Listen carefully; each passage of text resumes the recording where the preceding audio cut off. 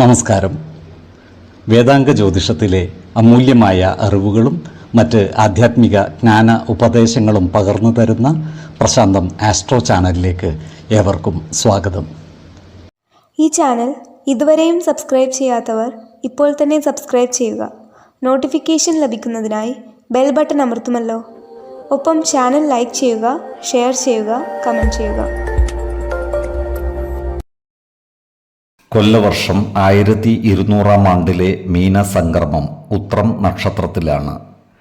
മീനം 1-ാം തീയതിയിലെ ഗ്രഹനില അനുസരിച്ച് എടവം രാശിയിൽ സർവേശ്വരകാരകനായ വ്യാഴവും, മിഥുനത്തിൽ കുജനും, കന്നിയിൽ ചന്ദ്രനും കേതുവും, കുംഭം രാശിയിൽ ശനിയും, മീനത്തിൽ ആദിത്യനും ബുധനും ശുക്രനും രാഹുവും ഗുളികനും സ്ഥിതി ചെയ്യുന്നു. അവിട്ടം നക്ഷത്രത്തിൽ ജനിച്ചവർക്ക് മീനമാസം ഗുണദോഷ സമ്മിശ്രമായിരിക്കും. ഈ നക്ഷത്രക്കാർക്ക് പ്രവർത്തന മേഖലകളിൽ കാര്യങ്ങൾ മാറിമറിഞ്ഞു വരുന്നതാണ്. ചില സ്ഥാനമാനങ്ങൾ വന്നു ചേരുവാൻ ഇടയുണ്ട്. അതുപോലെ സാമ്പത്തിക അഭിവൃദ്ധി ഉണ്ടാകുന്നതുമാണ്.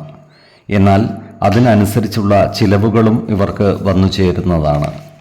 സാമ്പത്തിക കാര്യങ്ങൾ കൈകാര്യം ചെയ്യുമ്പോൾ ജാഗ്രത പാലിക്കുന്നത് ഗുണകരമായിരിക്കും.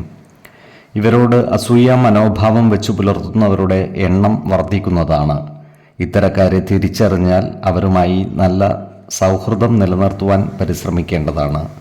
സഹപ്രവർത്തകരുടെ സഹായ സഹകരണങ്ങൾ നേടിയെടുക്കുന്ന രീതിയിൽ പ്രവർത്തിക്കുന്നത് ഗുണകരമായിരിക്കും. ഇവർ ഏർപ്പെടുന്ന കാര്യങ്ങളിലെല്ലാം തന്നെ വിജയം വരിക്കുവാനുള്ള സാധ്യതകൾ കാണുന്നുണ്ട്. ചില കാര്യങ്ങളിൽ മനോവിഷമം വന്നുചേരുവാനുള്ള സാധ്യതകളും കാണുന്നുണ്ട്. അയൽവക്കക്കാരുമായി വാക്കുതർക്കങ്ങളിൽ ഏർപ്പെടാതിരിക്കുവാൻ പ്രത്യേകം ശ്രദ്ധിക്കേണ്ടതാണ്. അവരുമായി നല്ല സ്നേഹബന്ധം നിലനിർത്തുവാൻ പരിശ്രമിക്കേണ്ടതാണ്. ഓഹരി വിപണികളുമായി ബന്ധപ്പെട്ട് പ്രവർത്തിക്കുന്നവർക്ക് ഉദ്ദേശിച്ച ലാഭം ലഭിക്കണമെന്നില്ല.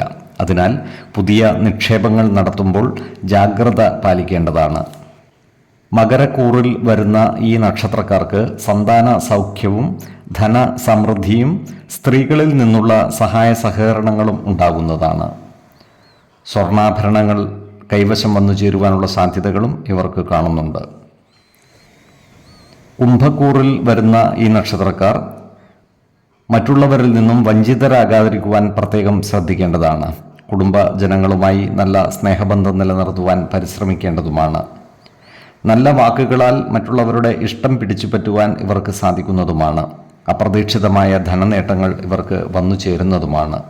ഇവർക്ക് ചില കാര്യങ്ങളുമായി ബന്ധപ്പെട്ട് ദൂരയാത്രകൾ ആവശ്യമായി വരുന്നതുമാണ്. ആരോഗ്യ കാര്യങ്ങളിലും ഈ നക്ഷത്രക്കാർ ഒരു പ്രത്യേക ശ്രദ്ധ പുലർത്തുന്നത് ഗുണകരമായിരിക്കും. 4, 12, 26 തീയതികൾ അനുകൂലമാണ്.